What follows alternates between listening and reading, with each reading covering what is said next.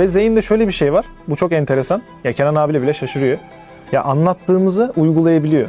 Kenan abinin hayali bir gün inşallah Formula 1 pilotu olur diye bir düşüncesi var. Yani senin babanın hayali gibi Aynen aslında. öyle. Bu yani Kenan abi de çok iyi anlıyorum ve gerçekten de çok çabalıyor, çok koşturuyor.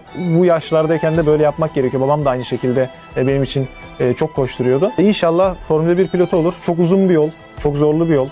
Kenan abi de bunun farkında. Gücümün yettiği kadar elimden geleni yapacağım diyor. Biz de elimizden gelenin fazlasını yapacağız. şüphem Yani. yok Hepimiz ondan. arkasındayız yani.